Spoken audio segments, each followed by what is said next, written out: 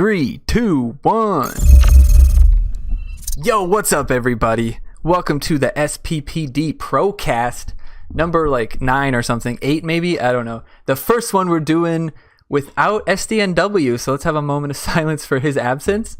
But we do got Abiogenesis back, who we thought wasn't going to show up again. So good news there.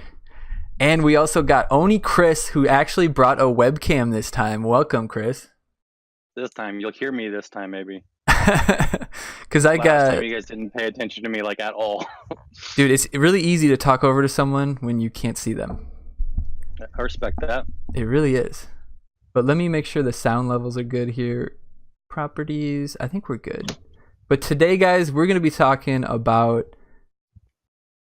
Team Wars, the goods, the bads, the uglies, the red links. So let's just start it off. I want to first off thank everybody that's in chat right now. 150 buckets to you motherfuckers. I am going to turn off the games though, guys, so knock that shit off. All right, so thanks everybody for hanging out. Simba, good to see you. We're talking Team Wars. First off, phase 1, which is the voting phase. The simplest phase, I would say, as far as UI and stuff like that and design, but quite possibly the most complicated when it comes to the team and figuring that all out. So how have you guys been liking that, enjoying phase 1? I mean, phase 1 seems fine. I think it's pretty fair in the way it's handled. You have plenty of time to make your decision. I like that they highlight the leaders pick, so for a lot of smaller teams, it allows them an effective way to kind of communicate what the desired plan is for the deck. So I think that was a good addition to it. Honestly, I don't think I really have anything to complain about with the voting phase. I think it's pretty straightforward. That's the most exciting part for me, I think, so far with Team Wars. Waking up and finding out what cards to vote for, then strategizing, theory crafting. That's out of all the stuff that's kind of going on with Team Wars, I think phase 1 is my favorite. Yeah, for sure. I think it's probably the most well done out of all of the phases. Yeah, I agree. And so far, the deck choices have been pretty good. There's a couple decisions that are kind of silly, like this week where you could potentially have 2 Randys instead of putting the 2 Randys against each other. I thought that was kind of an interesting choice. But they've been doing a pretty good job of having the 2 choices between the cards be logical choices. You know, Mimsy versus Barbrady, Cyborg versus Dougie. You know, stuff that kind of makes sense. Specifically, I definitely want to mention something because you actually made me remember it when you said that. I have to give Red Links some pretty big kudos this week, especially because they put Alien Drone with Sixth Element Randy, and Alien Drone is such a shit-tastic card that nobody would ever fucking use it. So it's all right, everybody's gonna pick Sixth Element Randy, and then they also throw up the Sixth Element Randy well pack at the same time. So it's really, it's dirty. Just make it so fucking obvious. The Alien Drone is a shitty card that nobody in their right mind is going to pick it. So you pair it up with Sixth Element Randy, and then you're like, oh, and by the way, here's a well pack, and you can buy 20 of them. So. Dude, everyone knew it was going to happen. Before Team Wars, it was hey, the legendary card, there will be offers for it the week of, no matter what. But forcing you into it with Alien Drone is a kick in the dick. Oh my god, that's bold. It was a bold decision. Really, it just goes to show you that they are very aware of the game. They are very aware of the state that the cards are in, and they are very aware of ways that they can milk you for money. They know what they're doing.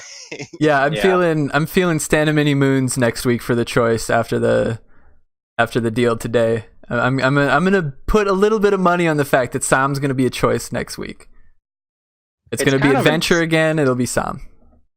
It's a little insulting's not the right word I want to use, but I guess unbelievable how many choices you could have to have legend cards immediately.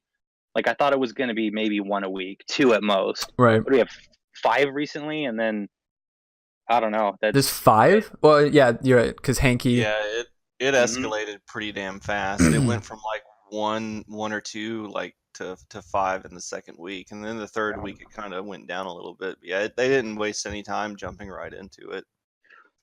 I'm wondering if they're going to listen to feedback on that or on team versus team at all. Because I think it's insulting to everybody. Like, I don't think anybody wants to play like that.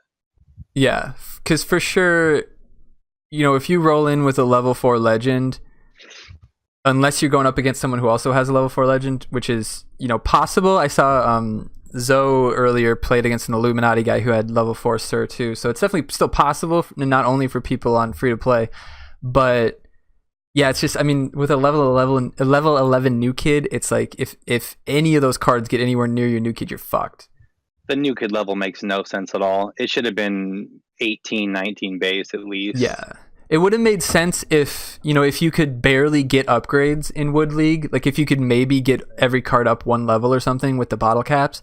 But a level 11 new kid is good for friendly fight levels. It's very well matched for that. But when it comes to anything more, even one level 3 epic can fuck up a level 3 new or level 11 new kid. So that's definitely a poor choice.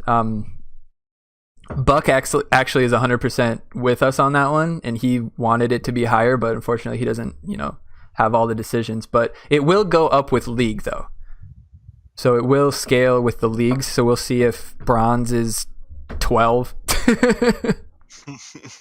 They'll milk it for as long as they can, and it's not like Buck has any say in it. Right. It's just, which I like. I don't hate Buck or whatever, but he's just giving us the messages. It's the whole other team deciding. I don't know.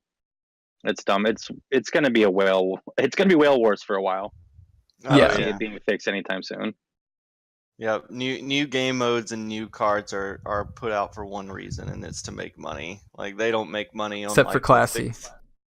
Yeah, I don't think they're making much money on Classy. Are we talking about it honestly? later? I'm happy to see that. I'm happy to see. Like, I really hope that's the case. I hope there aren't a lot of people that are going in on her, because I think maybe then they'll kind of like start releasing like more like better cards more often, instead of, I don't know, like I don't like seeing boring cards come out. Like, if you're gonna put something new out, I want it to kind of be exciting, and right. I want to play with it, Yeah, or something where the ability has like really cool synergy. Like Santa, fucking fun, man. What a cool card. Alien Drone could have been fun, could have been cool if it dropped like more vacuums or something. I'm telling you, if it dropped visitors like equal to the level of Alien Drone, that would be cool. Maybe at like a slower spawn rate or something. That would work. Yeah, or if it was like a flying charge card like Randy that was dropping a vacuum every time. Like, even that would be kind of cool to have a flyer that you had to deal with, or else you're just going to get bombarded with fucking shit. That would have been a little bit cooler. But it's just, there's just too many good range cards for the flying element of it to be useful, really. I mean, there can be times where it will go untouched and it can fuck some shit up, but that means that you're probably playing against someone who would have lost to any other card that you put down in place of Alien Drone. So, but let's not talk about Alien Drone. That card sucks.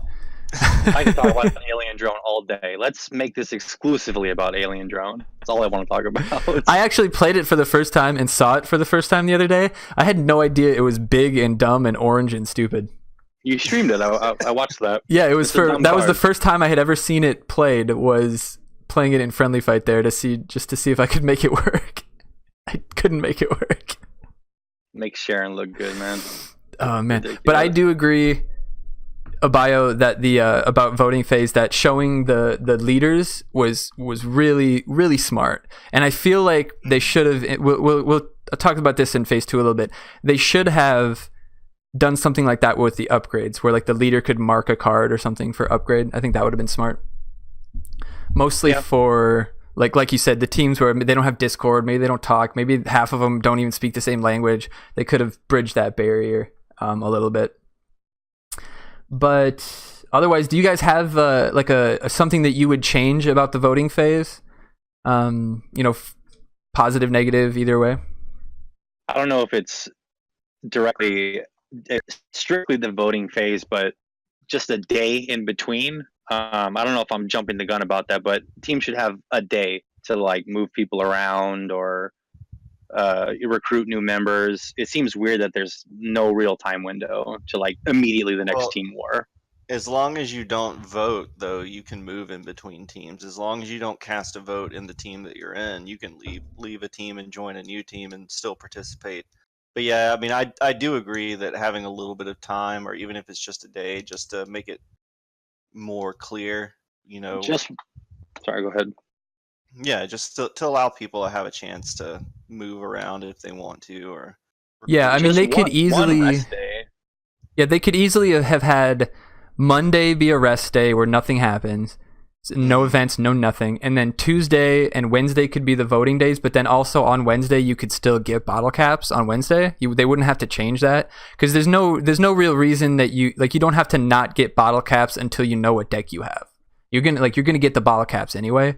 So if you could get them on Wednesday, Thursday, Friday, and then Wednesday was still voting, I could see that being a little bit more, because it can be kind of hectic to go from like, okay, we just did our battles to, I feel like we were discussing what votes to do yesterday. And that can get, I think that'll get kind of tiresome for some teams, especially the teams that like really go deep in it, the teams that are practicing different types of decks. And once you get to like gold, silver, it'll really matter what deck you pick, because the levels that you get won't matter as much. So it'll really, really matter what deck you choose. I saw a leader in one of the other servers from, I guess, a smaller team say, "This is burning me out. I can't do this every week. Like, as a team leader, this is killing me. Like, this is a lot of herding sheep and whatever." For sure. Yeah. If you don't have 50 people who are on the same page or in Discord or whatever, and like you're really trying to compete, man, it'd be a nightmare. And then you have to keep track of everybody's scores and stuff to try to get rid of dead weight if you're really caring about like what you're, maximizing your score and stuff. So that could breed dissension between people that you've been playing with for years, so it's kind of, it's bad in that sense, I think, but then at the same time, it's also breeding a lot of cohesion between some teams that are really, really enjoying it. So I think it's a toss up, the casuals probably aren't benefiting as much, but like the diehards are really, really getting into it, I think. And then, there's some diehards that don't like it at all too. Like, I'm not lumping everybody in like that, but. Well, the casuals are pulling legendaries from tier 4 packs. The prizes are insane. Right. Like, I don't know if you've seen that. Those need to be dumbed down like crazy. I can't imagine bronze, silver, gold league for like tier 1. That's going to cause that cohesion that you're talking about times 1,000, because we're still all on wood shield right now and pulling legendaries from it. It's nuts. Yeah, I mean, you look at the rewards for number 1 gold versus number 1 bronze is ridiculous. Or even fourth and fifth place in gold are better than first place in bronze, which I mean probably should be, but it's still like a lot, not a little bit. Like the difference between 70 cards and like 115 cards or something, which is just nuts for a week, and they're giving that to 50 people. Like, it's, oh Jesus Christ, that's nuts. The whole thing's crazy. I mean, a lot of it needs to be reworked pretty heavily, clearly. It's just a matter of, I mean, I think kind of like where Abio was going with it. Like, it's, well, both of us, everyone here, it's whale wars. How much money are they trying to milk? And when are they going to tweak it at all? And how long are we going to have to wait for that? Mm-hmm. It's losing its fun, I think. Yeah, I know Buck mentioned the possibility of getting more crowns based on your score, which would help jump people up to gold quicker. Because as of right now, it's 35 weeks you'd have to win to get to gold. It's like a little over 6 months of right. So I'm winning. Like, I mean, you're getting first place in your bracket every week, and like once you get up into like bronze and silver and gold, if you get a 4th place finish, you actually lose crowns. So right, yeah. If nobody I do like that, that's cool. If anybody didn't know that, I'll run that down right now. So in Wood League, you can't lose crowns. So you can't, if you're 5th place, you're just going to not gain crowns. In bronze, fifth place loses 25. In silver, fourth place loses 25 and fifth place loses 50. And in gold, fourth place loses 50 and fifth place loses a full 100. So there'll definitely be, like, it'll definitely weed people out of the leagues, and you'll definitely be in the league that you belong in, whatever that might mean. But I just think that especially with that, considering like you could lose a full 50 if you get a bad bracket in silver, and then you're a full 2 weeks behind getting to gold. So now it'll take you 37 weeks to get to gold. So it's just like I mean, I get it for like the longevity of it, but what they should have done in the first Team Wars is based on your score. They should have tiered everybody out into the leagues based on whatever percentage of people they wanted. So if they wanted 10% of the teams in gold, the top 10% go into gold. If they wanted 2%, the top 2, whatever it would have been, that's how they should have done it. And then the system they have where the losing and gaining crowns would have then eventually brought everybody where they needed to be if they weren't where they needed to be. I think they really missed the mark on that part, because everybody being in Bronze League for 5 weeks is fucking gnarly. And matching up with how exactly does it work? I mean, I've seen it explained and I have a pretty good grip on it, but you get matched with teams with the same amount of players, and it's I don't think it has to do with players. I think it has to do with the number of bottle caps that you collect. Yeah, the bracket is just I think it's just bottle caps that you collected as a team total. So that kind of follows with you know, Nambla getting matched up with Illuminati, Dire Tide, Namblings, Free to Play, Szechuan Sauce, with all of those teams getting matched up together every week. It follows that makes sense, because all those teams are getting max bottle caps, every single one of them. Yeah, that first bracket was pretty BS. Like, we got paired up against like 3 really strong fucking teams. Like in our bracket, I think 5. I'm almost certain 5 out of 5 of our teams in our bracket were top 10 in the game. If not, it was 4 out of the 5 people in our. It was the 4 out of the 5, because the only one that wasn't was, I can't remember. It was that Russian team. Yeah, that's it. Yeah, that's right. It was Szechuan Sauce, Nambla, Free to Play, and Dire Tide with that Russian whoever. Yeah, it was ridiculous, man. So 4 out of the 5 in our first bracket they were all top 10 teams in the entire fucking game. It was which brutal. It does kind of, I mean, it's good matchmaking, kind of, right? Like, it's good. It's a good setup. It's just too bad that it's the way they have it set up is like you don't. Like, because you saw, like, Namblos has 200 crowns right now, and we've never scored above 2,500 points. Is that true? Yeah. Does Namblos not have they don't have a single loss yet? No, Namblos is 2 for 2, man. And we're like 400 points ahead right now.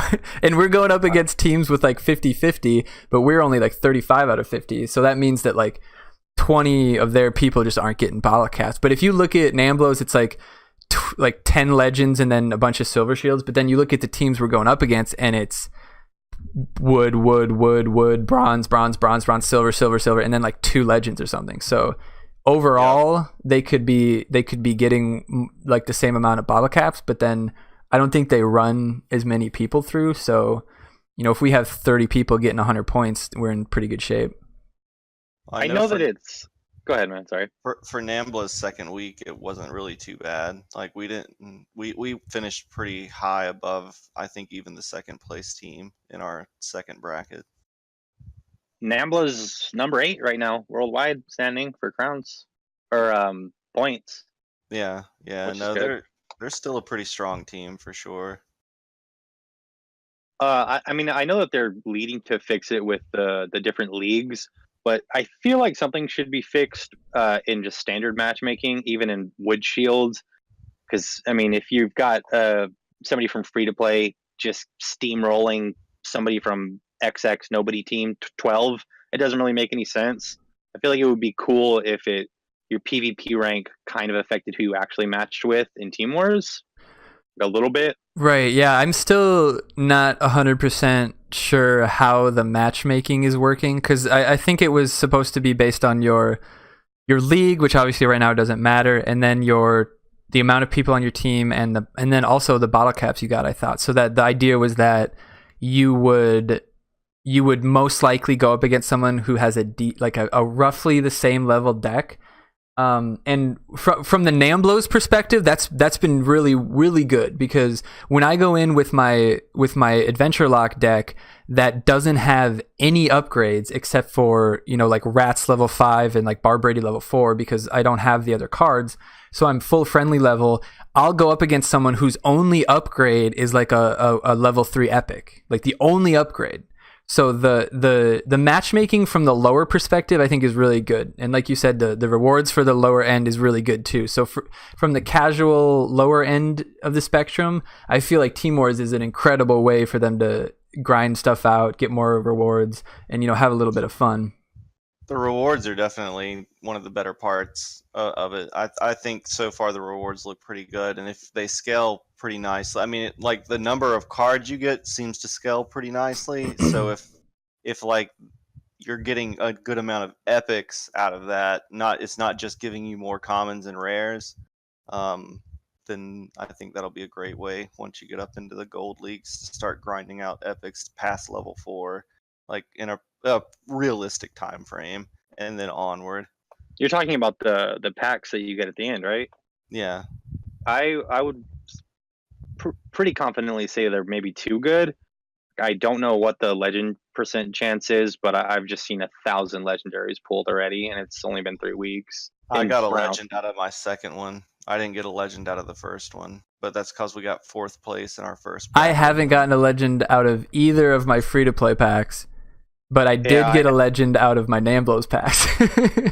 I have never gotten a legend from Namblo or free-to-play. I'm getting trash. Which that's just RNG, whatever. I don't care. Like, it's cool. But it seems like a lot of legends being dished out for Brown Shield. Like, that's a lot. If Gold Shield is like even a 30% chance or a 40% chance, that's crazy high. That every team is stacking legends. I mean, honestly, like at that point, it'll give people who are less invested in the game a way to like realistically catch up, because by that point, whales are going to have like level 7 legendaries. It's like, what are you going to do, man? That's a good point. I like that. Fair enough. Cool. I can agree to that. Yeah. I think I'm trying to think how many bottle caps would it take to bring a legend to 7? Because it's like, do they even have that listed? Isn't it like 3,000 just for that? It's probably a ridiculous amount. But why ever do that? No, I was just. Do you know how many bottle caps you get once you get into the gold league? No, I think it was like what was it, 60 or something? But we didn't know if those numbers were right. Do you get Oh, you're talking about to spend. I'm sorry, never mind. Ignore me. Yeah. Yeah, because we get 24 now. So as we go up, I guarantee you it'll be higher. Like the thing is though that like, fuck man, even now we almost max out our decks, and like if we go to the next step, it's just like, oh, we're gonna have a couple. Some people will be able to use their level 5 epics, and I guess eventually maybe some people will be able to use their level 7 commons, the 5 or 6 that are that exist. I mean, I would imagine that by the time you get up to Gold League, you'll be able to max out like maybe half of your deck or more, like maybe a little over half the deck or something, or around half the deck. Like, and then it's still new Kid 11. Like, no, I think Buck said Marcus level 6. Did Buck say that they were going to scale it, like they were going to make the new kid scale with? Yeah, I think that he is. He talked about it a little bit. I think that's. I hope that's true right now. That's going to be ridiculous.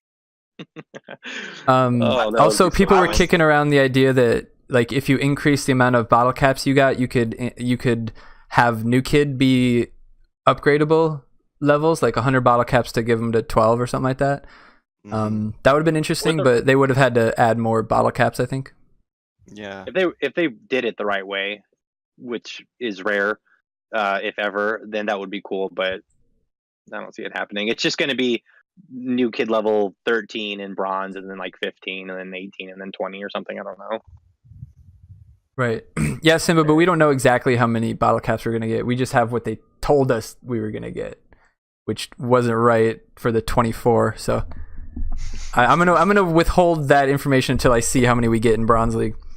But yeah, so let's move to phase 2. I think we talked about phase 1, and we kind of intermingled a bunch of stuff in it. But phase 2, the upgrading phase, I already mentioned that I would have loved it if you could have marked a card or two for upgrade. I don't think the idea of like having the onus put on like an elder or a leader to be the only person who could use the bottle caps. I don't think that is. I don't think that. I like the idea that the whole team has to work together and like people can fuck it up. Like I like that idea because you do have to have like cohesion. You have to be smart. You have to kind of think it out and like, okay, we have this many buckets. This many bottle caps. We're gonna we can, if we do it perfectly, because free to play had a perfect upgrade structure this time. We had 3,600 caps and we didn't waste a single one, and we had every single, like it was a beautiful thing. And one cap in the wrong spot would have fucked us, and we did it. So that felt good, man. That felt fucking good. A lot of it's, I think, and I know what they're trying to do, and I get it. It's getting teams to communicate. It's getting new players and old players to form teams. Like, hey, maybe you don't really talk on Discord or I don't know, Facebook groups or group text or whatever. They're trying to encourage people to play together so they have like more friendships. And oh no, Marine Craig's a better choice. I get that. I totally get it. I think it's caused a little bit of fallout, obviously, but I'd like to see the perspective from a new player, like a actual brown shield. Right. I think that's a great thing to encourage if the game had like a decent way to communicate with your team. Like this game has like one of the shittiest team communication methods that I've ever seen. Like UIs, like it's just fucking abysmal. Like, so if your team's not using something like Discord or Line and people aren't active on those applications, you're at a little bit of a disadvantage in this phase, because once you commit those bottle caps, they're committed. You can't make any adjustments to it. And like you said, Glanzer, there's no way for the leader to highlight and say, hey, we're putting bottle caps in this card right now, and then we're putting bottle caps in this card. Like there's really like no way in game for teams to really effectively communicate with each other in this phase. And I think that's really the big failure. So for the teams that are really good at using Discord and Line and other applications, and you have active members, this phase is where you're going to shine, and it's where you're going to get a huge advantage over teams that are wasting bottle caps leveling up bad cards or cards that just don't benefit a wide range of players on their teams. Yeah, I'm 100%. I mean, I agree with that. The interface is total shit. They really need to fix that. Doesn't make any sense. Or at least support. Maybe it would be cool if they had like an actual endorsement for, again, Discord or something, like, hey, here's, go and use these systems. Because a ton of these people are just, oh, South Park is fun, accidentally fall into a tower defense game that they've never played before. Oh, this is fun. Oh, I can join a team. And then nothing. They're not on Discord. They're not on Vent or whatever. They're not on anything. The amount of people, like we've always talked about this, like us, everybody here in chat is a very, very, very low percentage of the players. And yeah, I mean, the amount of team, like you see based on the brackets, there's teams of 50 people that are all bronze shields. Like it's you don't really think about that as a legend player, as a high silver player. You don't think about the fact that there's thousands and tens of thousands of people that are playing casually, who play once in a while, who don't get all their bottle caps, but still could get their games in and get 114 points for their team. So it's kind of, I mean, Namblos, admittedly, we don't communicate on Discord very much for Team Wars. I vote for the cards. The team kind of follows suit. If there's any discussion, we kind of figure it out. But usually there's not. and then because I try to choose based on what I think would be better for the team, because my fucking cards don't matter, so I'm not choosing for myself. And then the upgrades is just like, okay, we're doing in, I just say 3 cards, like get those up. And this week we probably wasted 300 bottle caps. We had like 140 into Sexy Nun Randy, and we couldn't get them to the next level, and we're probably going to win our bracket. So it's like, I don't know. Yeah, PC Panda. Even Nambla had communication issues in this phase during the first 2 weeks. Like the first week we wasted like 140 or 150 bottle caps going dog poo from 4 to 5 or something, like getting him halfway to 5 or something. And then like the second week, I'm almost certain we wasted somewhere between 40 and 70 bottle caps on transmogrification or whatever it was. So like even a team like Nambla, where there's a location and people are active on Discord, we're not even relying on the in-game chat, it's still like we still had issues. So I can only imagine for teams that aren't using Discord, like how much more difficult it's going to be in phase 2. People are just going to be dropping their bottle caps kind of willy-nilly on whatever is going to benefit them personally, right? And not really thinking about how it's going to affect the team overall. Yeah, that's. Yeah, I think that one. We'll go to the like, what would you change about the phases? Like I said, I don't think the leader should have full control, but seeing somehow where, like seeing like an audit log of who spent what buckets or bottle caps where would be really nice, and it wouldn't be, I don't think, too difficult to implement. Just have another screen, and then you could just see like an audit of who put what where, and then you could. Go ahead, sorry, man. You could weed out who isn't following the instructions, and you could somehow try to talk to him. If you can't talk to him, then if you're a competitive team, then they don't belong there. I mean, and some people might feel bad about that, but when it comes to any sort of game where someone's competitive, you have to, like, some people aren't competitive enough. Some people don't care enough. Whatever it might be, there are other teams that fit their play style a little better. So it's hard. Better reporting options and just an overall improved communication UI that's in game, that you don't have to use like an outside application, like just something better than what they currently have, I think is really the two things that are needed to fix this phase.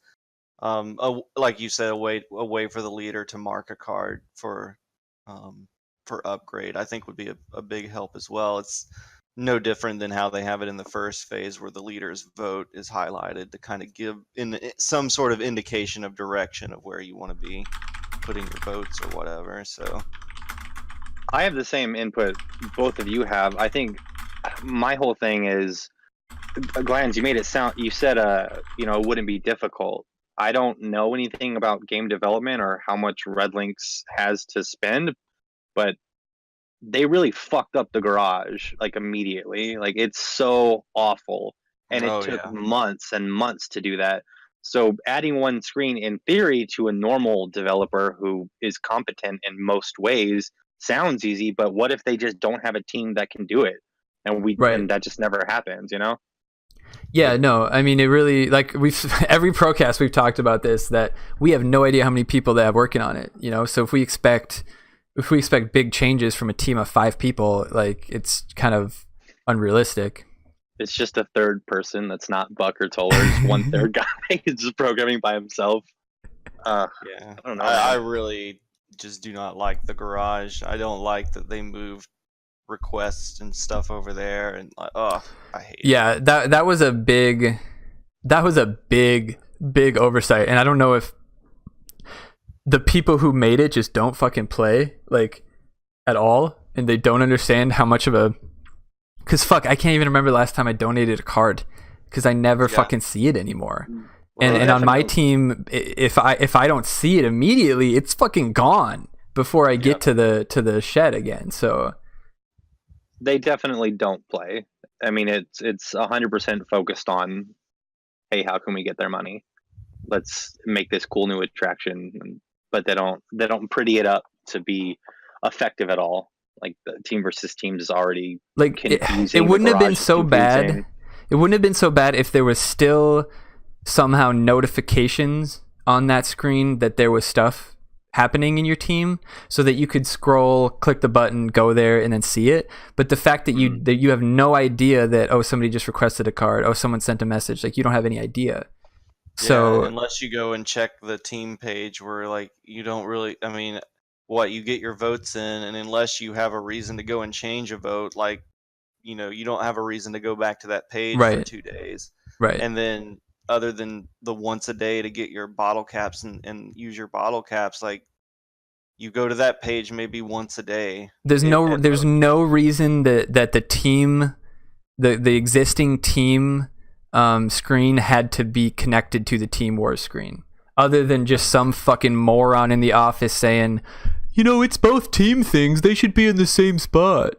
But no, you could have easily left the screen as it was and just add the garage with that one screen, or the 2 screens of like the past stuff and then the, you know, the current stuff. You didn't need to swipe one more time to get the fucking team stuff. Like, it just doesn't make any sense. They could have left the request in the chat and stuff on the PvP page, and then they could have made an expanded communication portal, like, or page, whatever. Like, they could have made a better UI for communicating with your guild and doing Team Wars stuff and strategizing using that space instead of using it to do requests and shit. Like, I don't know, to me it just seemed like a really poor UI decision. It's such a weird disconnect too. Like we were talking about the casual teams that don't use Discord or anything else. Even on the hardcore teams, you've got, I think every team has players that communicate mainly through the in-game chat, just because they don't care about Discord or whatever. And I mean, if you're playing, it's easier to just type instead of go into the app, go into Discord. Mm-hmm. So like, I get that. I was just leading to, for me now it's weird because whether it's an Ambler or free to play, I exclusively do all of my talking on Discord because I never click the damn garage. Mm-hmm. And then when I do to go donate a request, there's 40 messages of something important happening. And I'm like, that's from a day ago, that if you're an elder or something in your team, you want to be on top of, but there's no way to ping you. There's no way to get someone's attention in game chat. And I'm beating a dead horse, but it's just... It's bad. It's easily really one of the worst parts of the entire game's UI, for sure, like, without a doubt. 100%. Yeah, bad. I hope it is easily fixable. Maybe they'll fix it. I will say that the upgrade UI itself is pretty good. Mm-hmm. I don't have any gripes with that. I like that you can do 10 or 1. I do wish that there was some sort of maybe like a lag time or something, where after a card gets leveled up, maybe it's like a minute before it can be, more bottle caps can be added, because I'm sure there's times where I'm sure there's times where 10 more for this guy to go up, you click it at the same time as somebody else, and you know you're knocking over. And that doesn't happen very often, because the odds that, you know, out of 50 people 2 people are going to do it at the same time is fairly low. But all it has to happen is one time, and it fucks up your whole deck if it's the final upgrade. It kind of sucks that none of this it doesn't feel like, and I won't speak anything NDA, obviously, but they're clearly not doing what they need to be doing to have the test dummies work on anything, because so much of this is so incredibly obvious. These are just so abysmally stupid problems that should have never happened. Right. Yeah, and I get that they're using them for just to like check out balance stuff. But it's like, yeah, like these people, like the people in the beta play the game a lot. So it's like any UI change should probably go through them. And then you could be like, you know, this is kind of fucking stupid. Like, this isn't smart, or this is really cool. This is awesome. Keep that going. But this part, fucking stupid, man. Don't do that. Yeah. And it's hard to, because right now, like, there's no way they're rolling back to put the screen back there. Like, there's no way they're going to do that at this point. Because that's got to take way too much time. Yeah, the coding is already solidified and done. Now, if they would have done it like midway through the process, given the beta testers like a shit tier version of it, and they could have been like, why can't you leave the messages and the requests on this screen? And that, like, why does that have to be connected to the Team Wars part? Like, there's nothing. If there was somehow something connected to the Team Wars, like if you scrolled to that and it showed you something about Team Wars on that screen, it would make a little bit more sense to me. But there's nothing. That screen didn't change at all. So why the fuck would you move it, Red Links? Why the fuck would you move it, Buck? Steve wouldn't have let that happen. Yeah, I'm sure. I'm so sure. Rip Steve, man. I don't have it. I mean, for me, I honestly, I don't have anything else to say about it. I'm just going to be complaining the whole time, and I don't want to just be bitching for the whole. Phase 2 has got a million issues. Outside of the aesthetic looks nice, I have nothing good to say about it. It's not good at all. Yeah, I think we all agree that you could get way too many buckets. God fucking damn it. That's Way too many every time. time. Way too many bottle caps for Wood League. Way too many. I don't think anybody disagrees with that. Yeah, they could have trimmed that back, I think, a little bit. But man, that's still a toss up to me, because if you lower the buckets, the teams with 20 people are fucked for sure. So it's like we always look at it from a viewpoint of like a team of 50-50, Well, they're at a disadvantage anyway, and if they're grouping people by the number of total bottle caps you have, then at least like they're, as far as their bracket's concerned, they're up against people who are, equal footing. So I mean, the way they actually group people by brackets, I think, was fairly smart. I think it just needs to have maybe another 10 to 20 weeks to really like smooth out and kind of really get a feel of what it's going to look like longer term. Because right now everyone's still really just like so close together. I mean, only a couple 100 points separating people. Yep. I agree, and I'm scared of how many players we will lose in 10 to 20 weeks that were hardcore players that are just like, this is ridiculous, I'm out. Mhm. They're shooting themselves in the foot, and I don't think they have enough time to. I mean, maybe I want to be wrong. I want to be wrong about this, but 10 to 20 weeks is a really long time. Well, there are a lot of players who are saying they're leaving, but they're they're still hanging out. Hi, Simba. But that's no, but I mean, that's case in point. Like, I guarantee you, every Monday, Simba's like, "Fuck, you know what? I'm gonna quit. This is retarded. Like, I'm gonna quit." That wasn't very PC of me, my bad. But there's 100 of him. There's 1,000. I'm positive. Oh, for sure. The game's gonna lose traffic because of this. Yeah. Well, I mean, these types of games have notoriously high turnover anyway. Like, the one thing that's going to be really interesting to me, and this is something that I was talking about on my stream earlier, was that I really want to see how this is going to play out long term, because, like, think about it. It takes you, like, literally a little over 6 months, like 7 or 8 months, to go from creating a brand new team to getting into Gold League, where you're getting the best rewards. So that's really, like, later on, once you have a decent number of teams that are in Gold League and it's pretty well established, it's going to make creating a new team really, really fucking difficult. Because, like, if you want to create a new team and attract good players, you're going to have a really difficult time to do that when there's going to be teams that are already well established in Gold League, that no good player is going to want to start a brand new team and work their way back up for 6 months. Like, it's just not going to happen. So, like, it's really going to centralize power.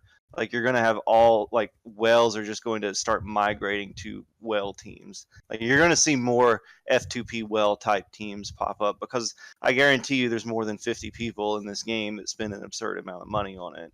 So, like, expect to see whales just start coalescing slowly but surely, especially as attrition starts to take hold and people start dropping out of the game.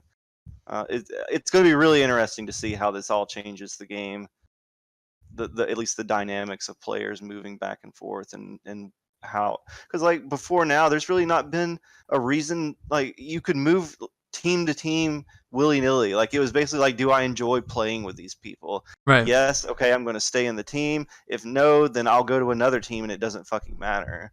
But 6 to 8 to 10 months from now, it's going to fucking matter, because especially if the rewards scale really well, like, and you're starting to get more epics and better chances or more consistent legendaries out of these reward packs, you're going to want to be in a team that is going to not only be in Gold League, but have probably about an 80% chance or more of getting that first place pack in Gold League. So, I don't know, it's going to be really interesting to see how like that all ends up impacting the I'm dynamic. curious. Sorry to interrupt. I don't know, No, but you're good. okay. I haven't really I've never played another game like this or really any mobile app, but I know there's a lot of those like Clash Royales, which I don't know anything about. Has this type of thing happened before? Because for me, I know there's some Marvel game. I don't know, some Marvel fighting game where you have to get gems and you can pay for gems and the same stupid shit. Has this happened like in other games? Surely somebody knows. I mean, there's got to be. No, I mean, this is definitely not the first pay to win game that I've played. I played Animation Throwdown pretty heavily before I came here, along with Average Guy and a couple other people. But Chris, what do you mean? Has what happened? A lot of Dire Tide. Has what happened? I just mean a new player, like a new player joining, and then there's no team to join. There's a core 10 teams that you want to be a part of. Well, yeah, I mean in Animation Throwdown for sure. Like there was maybe about 10 teams, but really there were only about 2 to 3 teams that were like consistently first, second, and third. And the one team that I was in, we were like consistently first, pretty much. Like we never really lost. And then the other 2 teams kind of went back and forth, second and third place. But like the rewards you got the best rewards every week or every month or whatever it was for doing these events. And you wanted to be in those teams, and those teams only took the people who had the best decks or whatever, the most amount of options to play different decks and stuff. So yeah, and it sucked because if you weren't in one of those top teams, you weren't getting close to like the best rewards. Like, so Right. I think with South Park though, the way that they do the bracket, always up against, F2P Wells and Dire Tide, and you don't always have to go up against those guys. You're kind of bracketed off in your own little small slice of the pie, and you have a better chance of getting those first place rewards, even if you're in a not so big team or whatever. So the way they did the bracketing is really, I think, one of the smartest decisions that they made. Yeah, and I mean, I've played quite a few games like this. A handful of which no longer exist because they had a terrible pay model. But I played this one where the cards can go up to like level 23. And it's like you need 40,000 copies of the card to get it to the next level. Like, it's ridiculous. But they have like an esports mode where you have every card is a set level. And then the rarities don't matter. So like a level 7 legend is about the same as a level 7 common. It's just like common start at level 7. So and Clash Royale is the same way, where Clash Royale is absolutely, the ladder is the same as this, like it's pay to win, but they have like tournaments where it's like competitive mode, kind of like Friendly Fights was trying to do, where everything is level 15 or whatever. So I could see something like that maybe happening in the future, but as of right now, I think, someone who plays Clash Royale could tell me the game didn't start with those modes. Game didn't start with those modes, so it's not like this game is like not following the progression of other games, or it's like completely out of the norm of what it's doing. But it's just, I think that the problem is that since it is South Park and it's an IP that a lot of people understand and a lot of people know and a lot of people love, that have never once touched a game like this, they expect something far different than what it is, and they don't understand the fact that like they have to make money to continue. They have to, or else like just like a Fortnite and all those kind of things, they need a paycheck to continue to the development. So they have to do a battle pass. They have to do, you have to do battle pass. Like so many games do battle passes now, which is basically a subscription model. And no one has any fucking problem with that because you can choose to do the battle pass or not. And it's just like this. You can choose to pay. You can choose to free to play. You can choose to play 4 hours a day and get locker limit every day. Like, but yeah, but like this game, like they don't have a subscription where you can pay, like, because like at least like in the subscription things that they do, like you get a fairly decent deal from like the normal offers in the shop. This game only has like really kind of just terrible offers, right? Like cash offers. Yeah, the fact that we can't buy legends with PvP tickets or coins is kind of bullshit. Like in the other game I play, it's 15,000 coins in the shop. You get maybe you'll get a legend in the shop, but it's 15,000 coins. Now that's a pretty fucking large amount of coins, but like I mean I would be fine with a legend. Like if you could get a legend in the PvP ticket shop for 10,000 tickets or maybe 20,000, like something fucking nuts. Like the whales are still going to be able to do it. The free players are going to be able to save up for it because in Minion Masters, I don't buy anything in the shop unless it's a 1,500 coin legend. Like there's just no reason to buy anything but that from the shop. And I mean that game's great because like your levels don't matter. If nobody plays Minion Masters, you guys should check it out. It's free to play. Really, really cool game. But there's the options for, you know, getting coins or getting PvP tickets to get legends or something. That does kind of suck because like truly the only way that you can progress is to either grind and get lucky with your lockers or whatever. And even then, if you're only getting lockers with your 30 wins, you're not refreshing your PvP packs that whole 30 wins. Your chances at legend are abysmal. If you're doing PvP packs every day, you could maybe pull a legend every 3 days, 4 days, maybe. Like, do you figure that there's any fix to that in Phone Destroyer? Like, do you think that there's any future for it? Like, reverting commons and letting other people play? I mean, is this going to crash like whatever other games you're talking about? Well, no, it's not going to quit. I don't think they'll lose development just simply because their pay model is... it's good. Like as much as people might hate how much it costs for some things, like the benefit of leveling up the cards that it costs to pay for is worth it for a lot of people. So I think the game, as far as like from a revenue stream standpoint, is going to be just fine because for every 100 people that leave, 200 people might join up and be like, dude, these offers are way better than they used to be. I'm going to start spending money on this game. We don't know how many new players are coming in for every one person that quits. Like we really don't know that. To be fair, like coming from games like Animation Throwdown, I've played Galaxy of Heroes. Like I've played games that have had these pay to win models. This game, it's not nearly as expensive as something like Animation Throwdown. Like Animation Throwdown, the people who were playing that game were spending, like the top players were spending up to $800 to $1,600 a week. Like, and that's all like the Family Guy, Fox stuff, right?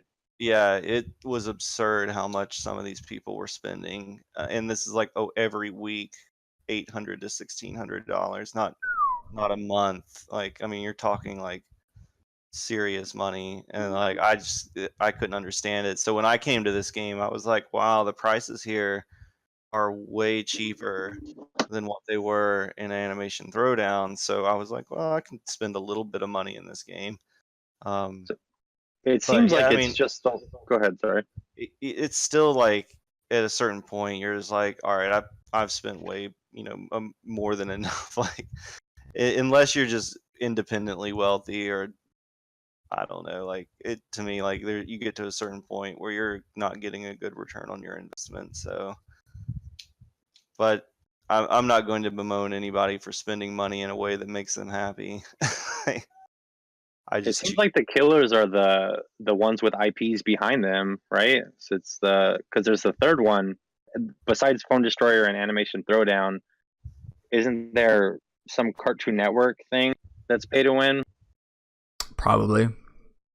I mean, can't one of the remember. games that I played that shut down was it was a Futurama game, and it wasn't necessarily pay to win, but it was like one of those city builders where it's like collect or wait for 8 hours for this to happen or whatever. And so like in that, if you wanted to get the premium people, you almost had to spend money to finish the events. You had to.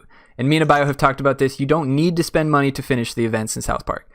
The rewards might not be super great, but you don't have to spend money. You can grind it out. Whereas on the other game, you couldn't. Like even if you had perfect, like every 8 hours you were doing your thing, or every 2 hours you were doing your thing, you still couldn't do it without refreshing early or buying more energy for the missions or whatever it might be for that game.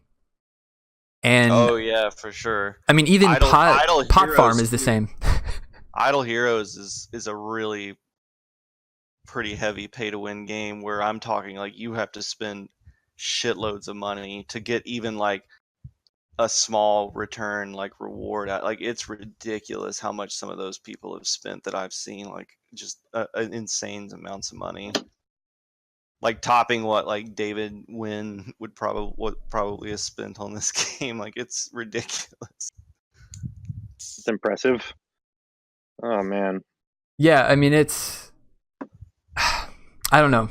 There's good and bad about it all, because you know it's good for the longevity of the game, and if you want it to continue, you know, you want to see it excel in that way. But then at the same time, you know, there's people who are top 50 who are now, you know, getting games from level 18s with level 4 Satans that, you know, that are you know, tough games and stuff. So it's like I can understand a lot of people being upset, you know, at that as well, because it's like, why is that even an option, like that they can do that? But it's good for the game as much as it might be bad for the leaderboard.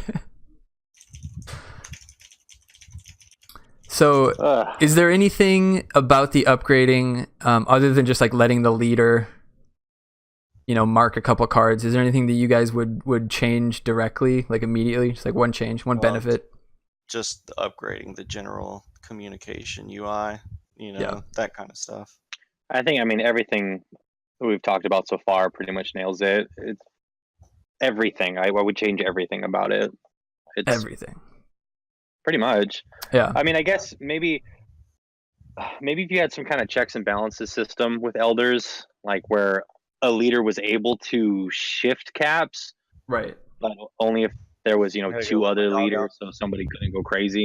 You know? Yeah, if you like, because you can set your team to open or to, you know, moderated, where you have to like accept people. So it could be the same thing where like maybe bottle caps, the people requested to put this amount of bottle caps in, and then an elder had to say yes or no, or a leader had to say yes or no, or something like that.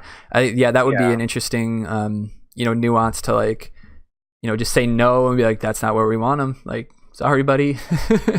I mean, I also feel like there's some kind of stigma against there being leaders in the game. I mean, I've seen maybe a couple of teams on Reddit or Facebook or whatever go rogue, and then they kick all their team or whatever. I mean, leaders are there for a reason. I mean, elders are there for a reason. They should have some level of more power. Like, just having the yellow tab makes no sense. Nobody gives a shit about that, or whatever the marker is, like who the leader voted for, or the draw. If a card draws, that yeah, like that's never gonna happen. Yeah, that. I mean, worthless. there's probably some teams, you know, we still don't like a bunch of wood shield teams or something, but I think the teams with no active leader kind of get fucked too. But I think it would be great for the team if you could like, if there were more levels than just like leader, co-leader, elder, because they all have the same power, right? You can't kick someone above you, but they all have the same power. So if you could have something where like this person is a moderator, where they can add people but they can't kick people, or this person can delete chats if you could delete chat, or this person could, you know, distribute bucket, you know, whatever you do, you click a little button and like this person can and this person can't do that. That would, you know, prevent some of the bullshit like elders going rogue and kicking everybody or stuff like that. But how much of a problem is that really? That all the other teams need to suffer from not having that ability?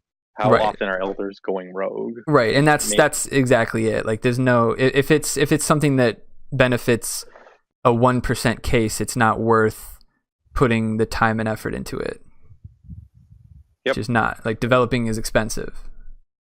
I don't feel like, and I said earlier, I don't know anything about programming, but just giving one person a little bit more authority on, hey,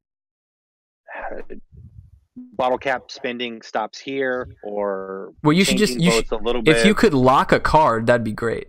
Like, That's lock what a I'm talking- card Mhm. so that it can no longer get buckets. Fucking Right. bottle caps.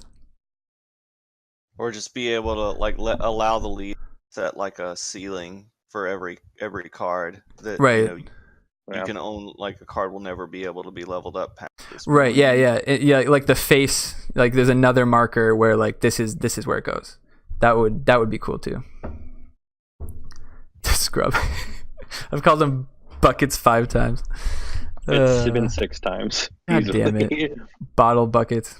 All right, guys. So now let's talk about the battles. I think most people agree that it's a lot of work up for not a whole lot of payoff. Only 3 games Yeah. isn't a whole lot. But at the Underwhelming. same time, in a game where you're already potentially playing 3 hours a day, maybe more on the weekend, having something that does just take 10-15 minutes is for the rewards isn't necessarily a bad thing. But I do think think it it is a would've lot of been work up better. for nothing. I think it would have been better to just do 10 games, however many you win or lose, and then you get points based on how well you do out of 10 games. That's Yeah. I mean, that's how they did like Rumbles when in Animation Throwdown you played, but it was more like you were playing against one team, but you played 10 games, and however you did in those 10 games is how many points you got, and then whichever team had the most points. No, And I then love that. finished. It should be 10. It should be 10 games. Like 10's a perfect little number for that. Yeah, because that's what half an hour tops. And that's, if you split it up over 2 days, that's 5 games per day that you're playing. I mean, even that's really not too much, but it's way better than, like you said, it's like a week of all this build up, and then you get to play. You want to only play 3 games. You don't really want to play more than 3 games because of how they have the scoring structured. You want to only play 3 games, but then after you finish those 3 games, you're like, wow, that's over. Right. All Yeah. right. 15 that- minutes. all that work A and- week worth. Yeah, all that work and planning and practice and strategizing and And it's gone. Yep. Yeah, I completely agree there. I think they could have made something in the middle where it's not going to take a huge amount of time, or also potentially give you a locker if you win. Let you maybe get some event points for the win too, and then also let it have it be more games, but you also can get some event progress in there as well. So it's not like a complete addition to your time that you have to play. What about matchmaking? What do you guys feel about the matchmaking? Have you guys felt like your games have been pretty terribly uneven, or is it like 1 out of every 3 games maybe might cause you some issues? It's 1 in 6, maybe. Yeah, I would have to agree with that. I think the first week I ran into a couple of higher level players that had, on average higher level cards than I did in my deck.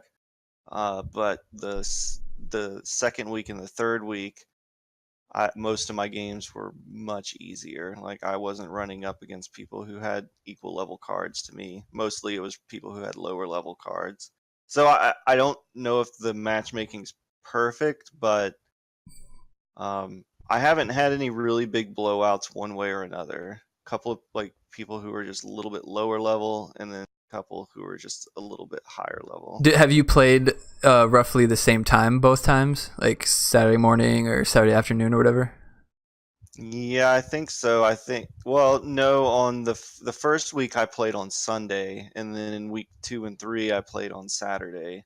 and when I played on Sunday, I had a harder time. So I don't know if, I mean, it's only 3 weeks, so it's not really a good sample, but Right. so yeah, I mean, Saturday statistically so far has been easier for me than Sunday. Yeah, I played my first week. My first 2 games were laughably easy, and then my third game was against a Mortal Monk, and I beat him by 1 bar. I think I lost 1, and I took 2 from him, so I got like what 112 or 113, whatever it was. And but then my second week, I just 3-0, very simple. Namblo's account, my first week, I went 3-0 pretty simply because it was an adventure deck, so I actually had some levels. Second week, I went 3-2, and then today I went 3-0, fairly easily. But On your adventure lock, no less. Yeah, on adventure lock. It was Bar Brady, man. Level 4 Bar Brady took it for me. But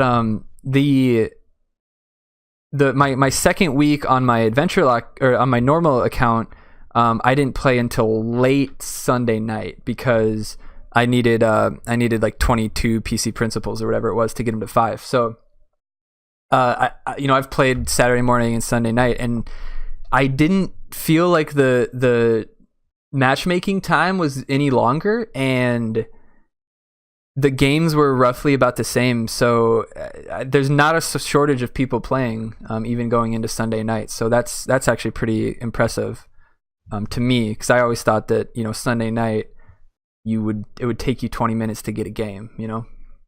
Mm. I still feel like it should be based off of somehow getting somebody close to your rank in legendary or silver or wherever you're at. Because I'm on my free to play account, my free to play Wales account. I'm playing people that are just throwing every card midline immediately. Right. Yeah. You can really tell the difference in true skill. Even if they have the same card levels, you can tell if somebody doesn't play a card behind their new kids to start, they're just a different level of player. Right. Unless it's like an intentional Dougie or assassin or something like that. I'm gonna step aside for a quick second, man. What did he just say? But yeah, I think it's interesting. I'd like to see more of a spread of like the lower tier players and how they're, maybe next week we'll try to find a wood shield or a bronze shield to get on the Procast and pick their brains of what it's like to be starting new. Because even if me or you start a new account and start from scratch, it's a totally different. Like, we can't say, this is what it's like down there, because it's just. Well, I do wonder how matchmaking works for this. Like, is it based on the number of crowns that your team has? Are you getting matched up against people in teams that have similar crown numbers, or is it based on your player rating in any way? I don't think it takes into account anything about ladder or anything like that. It's league plus number of people on your team plus possibly bottle caps collected. But it's possible that the bottle caps collected don't even count, because on Namblos, I was matching up against people who, even though my team got a decent amount of upgrades, I wasn't playing with those upgrades, but I was going up against somebody who had friendly level decks too. So it's either it somehow also matched me up with somebody who didn't benefit from their team's upgrades, which is pretty impressive actually, or just simply we got matched up with people who also had 35 people in their team, which probably wasn't a great upgraded deck anyway. I don't know. It's hard to tell, because like you see people getting matched up against. I haven't gotten matched up against anybody but a Mortal Monk that was knowable. But you see like other people in my team getting matched up against Dire Tide or Casa or Illuminati or whatever. So it's at least it's at least working to that extent sometimes. But just like normal matchmaking, like they do have to make a little equation, like how much time do we want the person to wait versus how much does it matter to us that they're matching up against somebody that's close to their level? Because how many times are you top 100 and you match up against somebody who's 800 or something? Like, it happens because they don't want you waiting in queue for 5 minutes for a game. Yeah. Which is kind of a I don't know. I don't know which. I don't know what's better. but I don't know which one's better. I think I'd rather have a longer wait time, like a little bit longer wait time. It's not fun to steamroll somebody who doesn't know what the hell they're doing. Just Yeah. not Well, and fun. I'm just wondering if it's going to smooth out over time. Like right now, I think it's really rough because everybody started off in Wood Shield, but once you get more stratified and you have the better teams moving on to Silver and Gold Shield, like you'll hopefully whittle down that player base that you're going to go up against, and you're going to be going up against consistently better players at that point. At least if they do it by, I imagine they're going to do it by league. So if once you get to Silver Shield, you're only going to play Yeah. against people who For are also sure. in Silver Shield. Yeah, yeah, So yeah, That will for hopefully sure. be better. Yeah, I think it's just going to be a thing that has to smooth out over time. It sucks right now, but 6 months from now, it'll be a little bit better. Yeah, for sure it'll be matched up on league. That's 100%. So yeah, as people start getting to silver, bronze, gold, the matchmaking should always match you up with someone in the same league. Up to a, if you're waiting for 10 minutes, maybe it won't, but I think that that'll smooth that out for sure. Absolutely. The only thing that's going to suck though is like once things get fleshed out, like and you're in gold league, like how well you do in a given week is going to like come down to how often people in your team were matched up against people in like F2P Wells and Illuminati and DT and like all the other the teams that have like the higher level legendaries and stuff. Like if you just get unlucky one week and your team just gets matched up against those people a lot, you're just going to like kind of get shit on for that week in your bracket. Well, who are you talking on behalf of? Like Namblos? Because I mean, Illuminati, Dire Tide, free to play whales. I mean, obviously, free to play whales is in a bit of a different league, but the other, Right. I mean, the top teams are going to be pretty close. They're going to be fighting for a spot, Right. Right, but even free to play whales, we have some people who don't have the legends that we brought to 4 up at 4. So it, like Abio said, like how lucky are you gonna be where your team matches up against the Dire Tide teammate who doesn't have those cards, or your team gets matched up with the free to play player who doesn't have those cards and might be able to catch a win from them. Because that if you're in the same bracket and you take someone down in the bracket, like that's a big deal. So as we start getting stratified to where like maybe in gold there's only 5 different brackets, there's only 25 total teams, the chances of you matching up against someone in your bracket is way higher. And so then the games have a lot more meaning, because if you beat somebody in your bracket, you're not only gaining the 35 points or whatever, but you're taking 15 points away from that bracket. Yeah, So and when you're in that gold league, you don't want to be finishing 4th or 5th, because then you're talking about losing 150 to 100 crowns. And right. like, so I mean, it's just it could get really kind of, I don't know, we'll see. It'll be interesting for sure. Like I don't know how it's going to play out. Like, yeah, and I feel like it's going to be, there's going to be teams who are going to be like, dude, you scored 20 points last week, you're gone. But which really sucks, because that person could get 114 every other week. So it's going to be, you're going to have to really keep track of people and their total points and be like, okay, even though this week you did 20, last 10 weeks you did 114. So, this week was just a bad week for you, man. It's no big deal. Well, that's exactly how it was in Animation Throwdown. Like if you had like a really bad week, like they would substitute you out for like somebody else in one of their other teams. Like, yeah.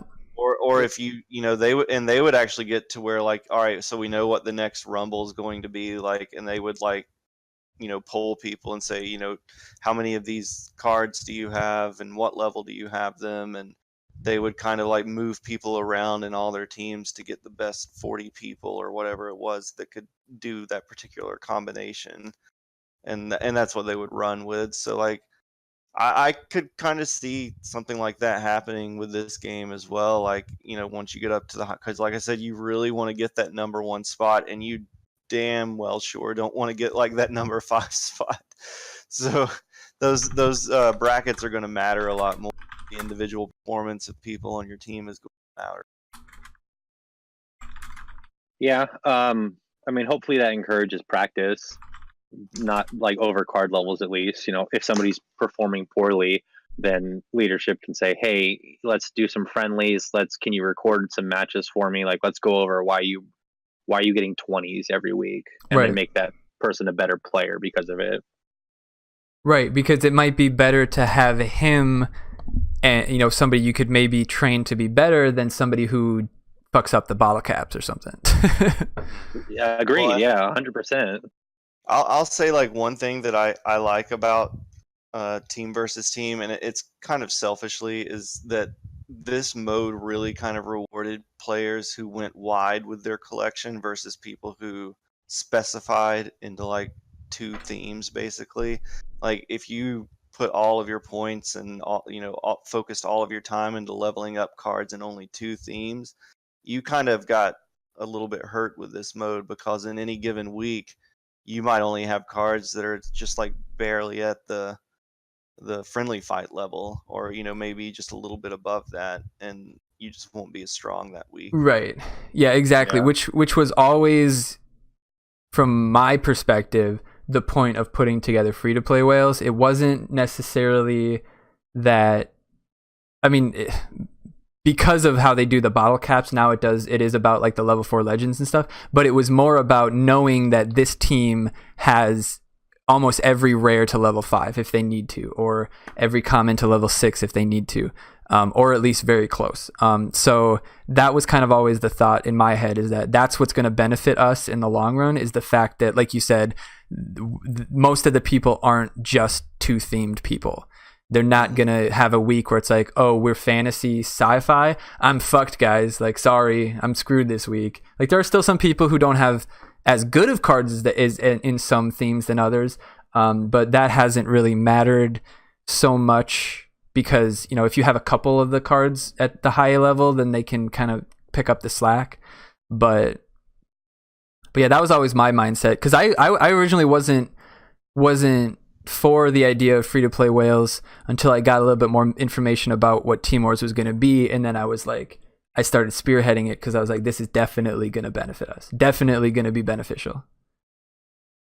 Yeah, I mean, that's the real trick to it, is just having a team full of people that have very wide decks that can play, or if not, then at least having multiple like sister guilds or smaller guilds that you can kind of like move people around in and say, okay, we need to make sure, get the most number of people in that have these specific cards leveled up high enough to take advantage of it, because then you're going to set yourself up to on average score better than because then then also like because like I said earlier, the decks you choose in gold are going to matter much more than like the card levels, because like everyone's going to have their card levels at roughly the same, and it's all going to be pretty spread out. But like the actual deck you choose is going to matter more, where you can't just pick a Dougie, get him to 5 and win, So having like you said, having a team with all the different types of cards lets you have every single iteration of the decks viable. You could have, some teams might like, no, Hanky's not an option for that team, so they're forced into Dougie or whatever it was, because Hanky, everybody has him level 1 or whatever. So having having that bigger scale benefits you in the voting process and the deck building process as well, not only the upgrading process. Yeah, and I mean, and it's an interesting aspect to it, but it's also an intentional aspect, because they put that in there because they want you spending more money on more resources, leveling up more cards, even though like they're not cards that you would ever really use in a ladder deck. Like, just because it might be one of the 12 cards that shows up in your deck one week, you would rather have it at a level 5 rare versus a level 3 rare. I now have a level 5 Cupid, level 5 Ice Sniper Wendy, and level 5 Bar Brady, who were all previously only at challenge level. So definitely, I'm actually more surprised. I'm like, not the 6 element Randy deals. I'm more surprised there hasn't been a $100 fridge pack thing, like the 400 materials and all the coins. I'm surprised they haven't dropped one of those every weekend, because that would get them so much money, because there's probably so many people who are sitting there without the mats or the coins that they need to upgrade a card for Team Wars that would gladly pay the $10 to make it happen. If I can, let me piggyback off that a little bit. I will say, I'll give Team versus Team, some credit. It has been fun to get, say, Marine Craig to level 6 and use him outside of challenge levels or friendly levels. I wouldn't have thought any time in the last few months that I would ever touch Marine Craig. And it was like, oh, cool, I need to strategize around Marine Craig. It's a little bit fun. Well, when you're playing against new kids that are level 11, base level 6 Marine Craig is pretty fucking badass. Yeah. Right, yeah, no, exactly. Same thing with level 5 Bar Brady. Level 5 Bar Brady was such a fucking beast for me. Dude, yeah.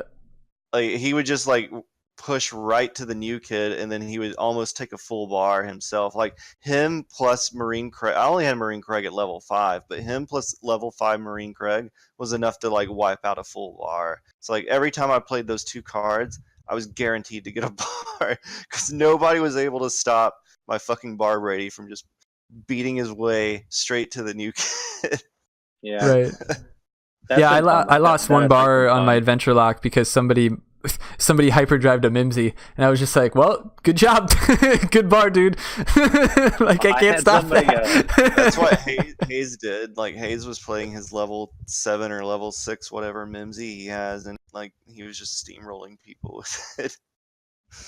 I lost a bar to either Hyperdrive. I think it was Hyperdrive Cyborg or Astro Cyborg, whatever the choice was. Somebody sped up a Cyborg, and he just dominated my new kid. Yeah, I actually think the fact that I really like this. We'll talk about for phase 3, the scoring system. I really like it. I'm so fucking happy that it doesn't matter how fast you win. I'm so fucking happy for that, man. Because that would have been fucking stupid. It's a much more simplified version of the challenge scores. Like, yeah, all you have to do is 3-bar all of your opponents, and you get a perfect score. Right. And can we clarify this? If you lose a bar, you don't lose points, right? It doesn't matter. Okay, so that I like that too. The only thing that matters is that you 3-bar your opponents. I really like that too, because on the ladder, it doesn't matter if you lose bars, right? And some people play to use their new kid blast to their advantage. If somebody overcommits, they just lost 10 energy. I'm not spending any. I know everybody's gonna die, and I'm gonna wipe a bar, but my push is gonna get 2 bars. So fuck you, Yep, I like that too, because it allows you to use your new kid as part of the strategy. Whereas challenge mode, you're really limited in that, because every bar that you lose is points that you're losing. Yeah, that system was good. That's another thing that they didn't do wrong or terrible. I like that. Yeah, the point system is great. The fact that losing, when you lose the points versus losing. Or not losing, you keep the points, versus losing makes you lose points, if that makes sense. The concept of that is better than just like the challenge mode kind of idea. Because it would be stupid if you could go 3-2 and get more points than someone who went 3-0. That'd be fucking retarded, if I'm going to steal OniChris's words for a second. That's not very you're not being PC right now, man. PC Panda?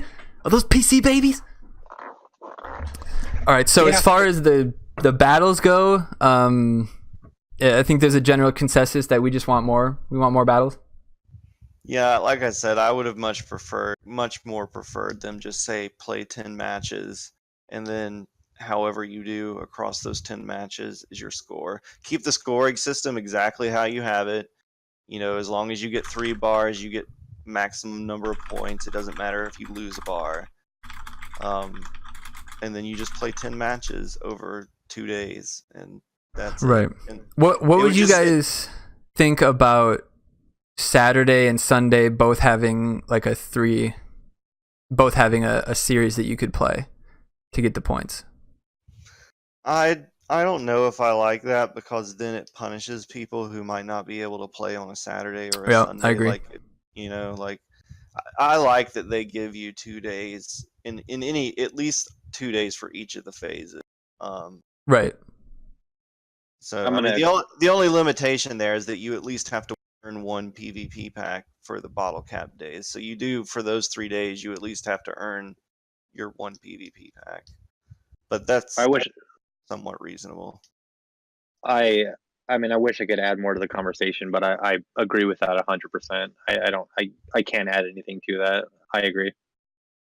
Yeah, I thought about that too at first. Like, somebody mentioned like, oh, they should do it 2 days, but it's like, no, man, because like you don't want to punish, because like I've said this a million times, this is a casual phone game for the most part, and it's the locker limit and stuff like that is not only there to prevent you from or to force you to spend money to upgrade past that point, but to prevent the people that can play 24/7 from having a decided advantage against the people that can't. And that is a big part of mobile games. And this is why you have to wait 10 minutes for a life. It's why you have to wait for your energy to recharge.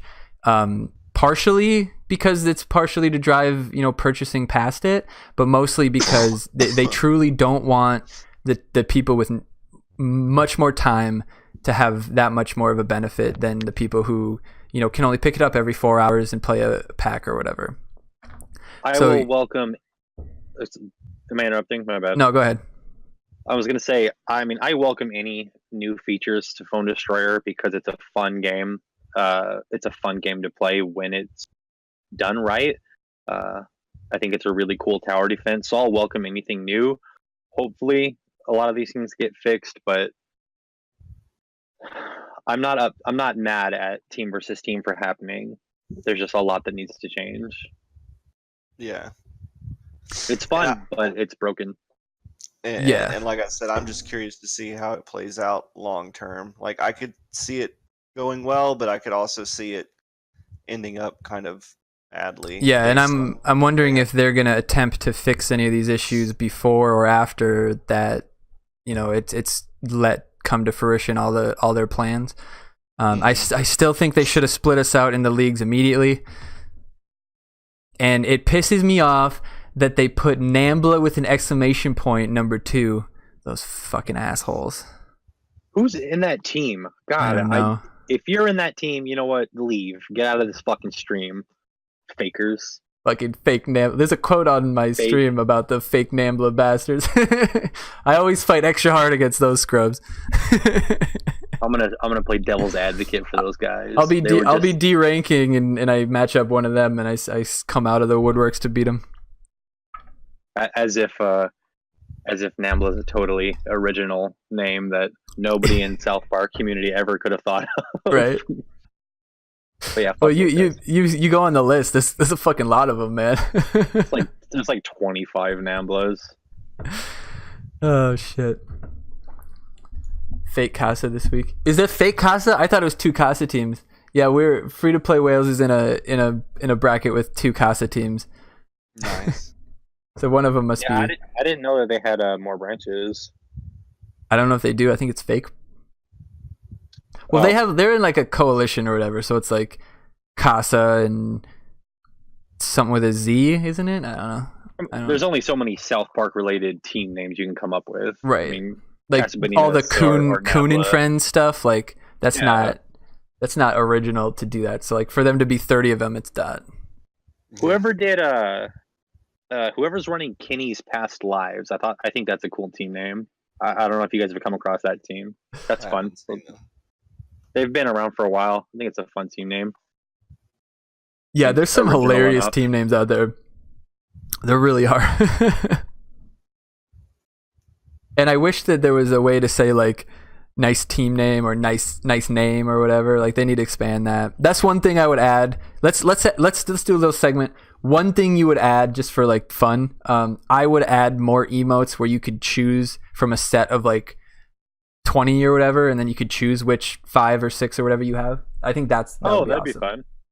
And they already have the ability to switch between like the Cartmans and the Wendy's, so you could have 2 sets of what you wanted. Like I would love to be able to pop up and pick Wendy fart, pop up and pick Cartman fart like immediately instead of having to click another button and just fart back and forth. That'd be great.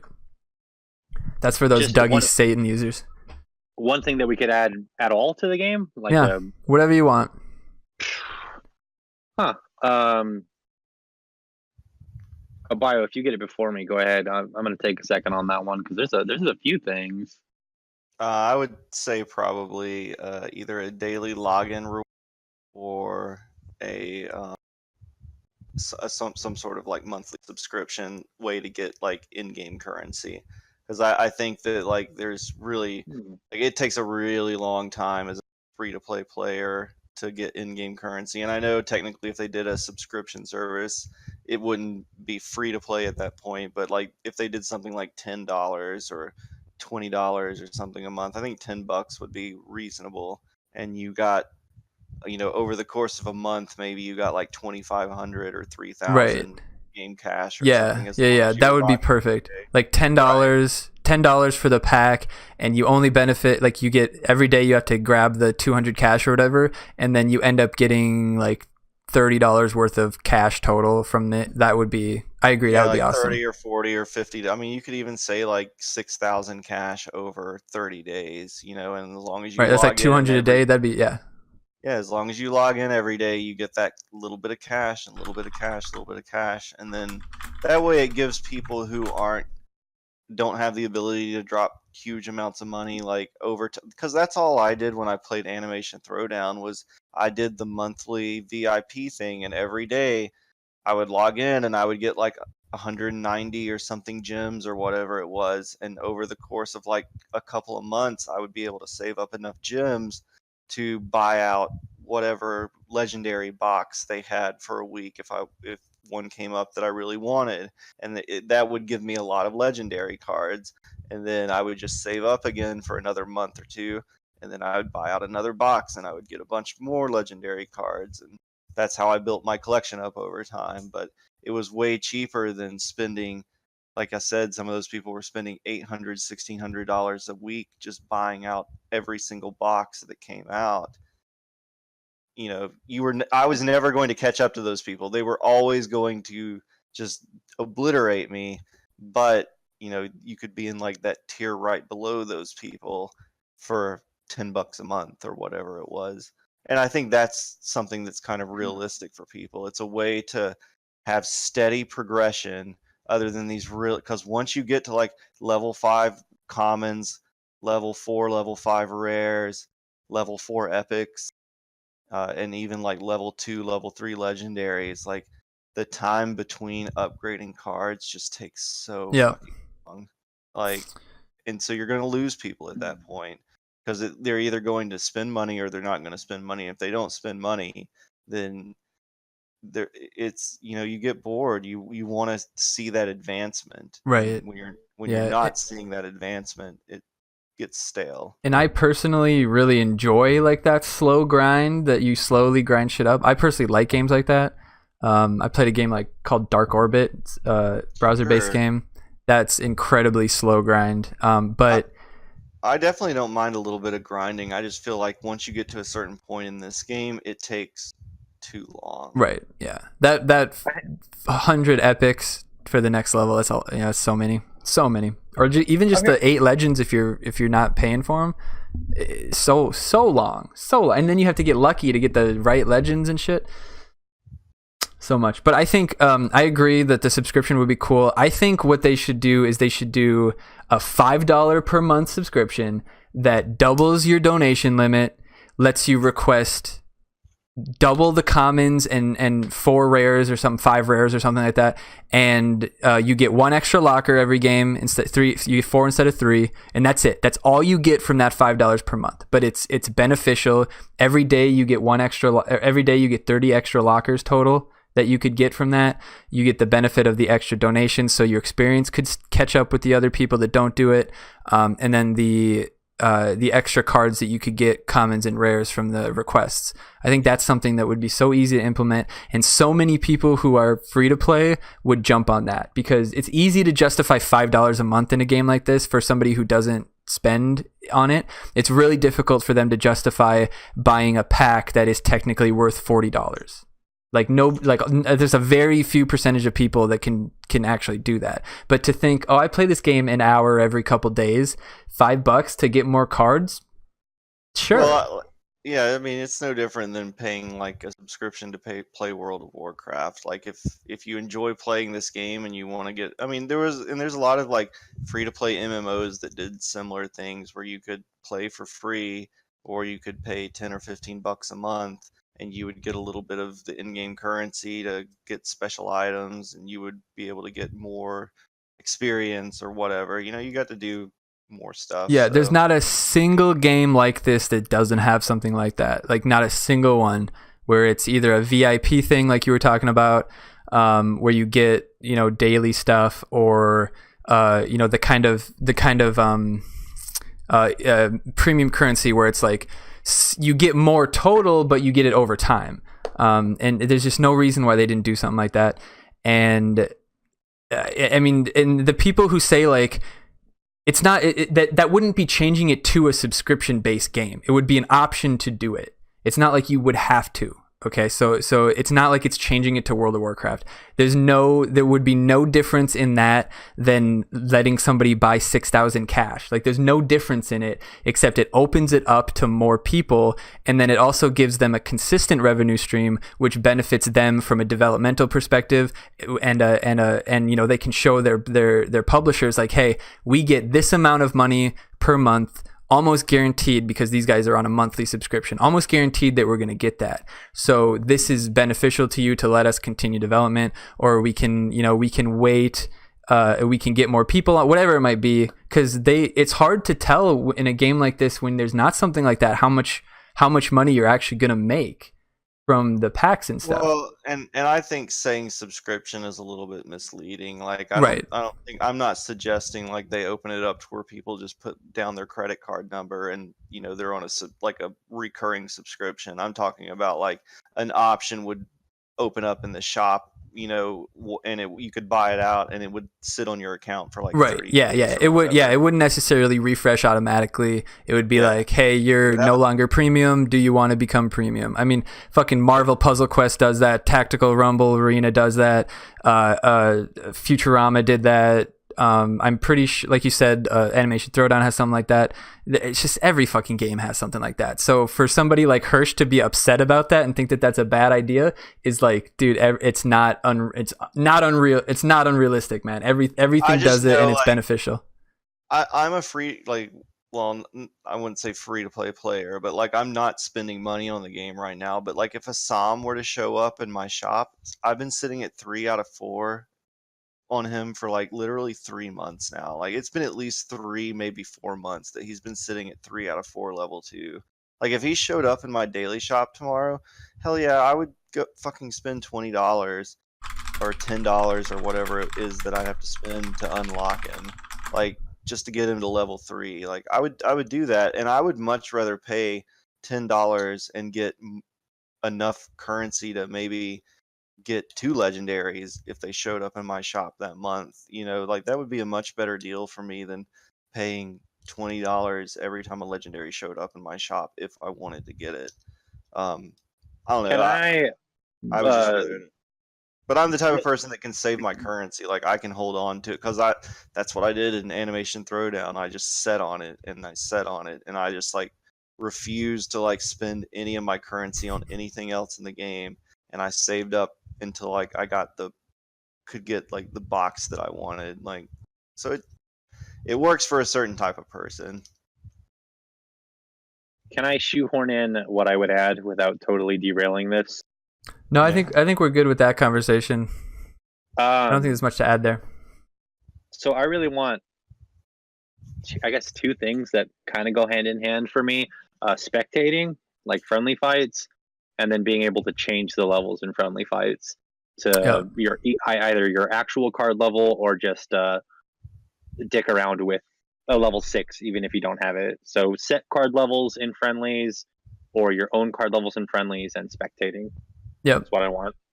And something like that would be definitely an option if server side ever comes. You can't spectate without server side. But once that happens, we could see development like spectating. We could see development like being able to share a recording of your last match in your team, which is something a lot of other games do. You could also do like friends lists at that point, where you could friendly fight someone through a friend list instead of on the team, which is definitely a detriment. Especially with team wars when you're. I mean, I fucking missed my team event today, my team packs, because I was doing classy fights on Thursday. I didn't get back in till Friday because our shit was closed and nobody was awake to let me in until Oni let me in. And so I missed my Team Wars pack. So like that makes me never want to ever switch over and do friendly fights ever again. And so to prevent that with the friends list and stuff would be great. And that's stuff that unfortunately we won't ever be able to see even talked about until, server side. Yeah, I'm really disappointed that hasn't happened yet, and that they really haven't been talking much about it. Like, we haven't really heard much about the development on it. Like, the last time they talked about it, they said that it would be like spring 2019, I think was the date, or the date range that they gave. I doubt we're going to see it spring 2019. I assume we're probably going to get told that it's going to get pushed back to summer 2019. And I'm going to hope that it comes out by winter 2019, but I don't know, man, like they really need to get it out, and it needs to do what they've been promising that it's going to do, because like if this comes out and it doesn't fix all the bugs that they said that it's going to fix, or worse yet, if it comes out and it just introduces new issues, I don't know, man, like I don't, at that point, I don't know that I would continue playing the game. Server side, I don't know when it's coming, if it's ever coming. I just spectating would add so many things to the game. Teams hosting their own tournaments where everybody can watch. If you have a friends list and someone's dogging on you in Discord or whatever, and like, hey, let's take this to friendlies with your actual card levels, and you can just play them without all the bullshit, that would be fun. And then for 30 people to get to watch, or 10 people or whatever, that would be so much fun. You don't have to, you're not stuck on locker limit. You're not earning anything from it. It's literally just for fun, which this game could use a lot more of. I mean, if they require server side, fine. But I don't know, man. I could use a lot more casual, because PvE in this game is not interesting at all. No. Like, that's not fun. Exactly. What I was thinking about, like having the custom stuff, you could do awesome tournaments. Where it's like with a gimmick. You could have a gimmicky tournament, like everything's level 7 or everything's level 1, or your new kid's level 1 but all your cards are level 7, or just fucking hilarious shit that you could do fun tournaments with. Whereas right now it's basically like, here's the ban list, don't use Satan, and like that's pretty much it. Right, yeah. No, that would be the funnest. Because I think they need to realize that the people in this, they don't need to necessarily create stuff to keep, as far as like the progression and stuff. They need, like, if they created stuff where we can make our own fun, we're going to do it, because like Simba has said, he's still here because he loves his team. A lot of people are still here because they love the community. A lot of people don't play the game anymore but still hang out on streams and still like to talk about it and still like to see the state of the game and see the new cards and all that kind of shit, even though they don't play the game anymore. And so to give us the avenue to kind of make a little bit of our own fun would definitely benefit the longevity of the game, because it lets you enjoy it when you're on locker limit or you don't want to play the event or whatever it might be, or this challenge sucks, so I'm not going to do it. Yeah, I don't want to be bound to locker limit or PvP packs. And then it was cool when they added events, but that's still just playing locker limit. Game seems like casual stuff. Yeah, if they could, and I understand why the events are monotonous and the same thing, because it'd be difficult to create events that are still based around the ladder climb, which is what it is. But it'd be interesting to see events that maybe had a separate matchmaking queue just for the event, and then maybe the event had some nuance to it. Maybe like the event was like a challenge mode, and there were some nuances to the matchmaking, but yeah, that would defeat the purpose of like a lot of their decisions are on to lower the amount of time it takes you to get a game. Like they want you to come back every 4 hours because they want to keep the matchmaking queue full. 30 wins a game for 100,000 people is a lot. It's a lot. What are you doing, Abio? You getting a legend on stream here? You getting a legend on stream right now? It's gonna happen. Free pack legend. Nope. The hype is dead. Boo. I haven't even done my request yet. I got home and immediately did this, by the way, Glans. Well, yeah, I fucking hope so. Thank you for having me, by the way. Yeah, it's good to have you back. It's been, what, 5 podcasts since you were on? The other one, I didn't have a webcam, and you and Zach just talked over me the whole time. It doesn't matter. This is my first time, I would say. This is your first time? Okay. That's fine. Well, me and Zach talk over most everybody anyway. But yeah, I think that kind of covers everything. Like we said, there's a lot of there's not a lot of improvements that could be made. And I will say, from from what I've gotten, the type of information from like Buck and Toller and stuff that I've gotten from being, in that Discord, there's definitely, it's not set in stone. So there's definitely changes that could happen. They're definitely looking at things. I wish their balancing happened more often, and when they did it didn't break the fucking game. Yeah, that was good. Are we doing classy or? Yeah, we could talk about classy for a little bit, like 10, 20, no, 5 minutes. She's bad. Done. She's bad. Done. Yeah, no, pretty much.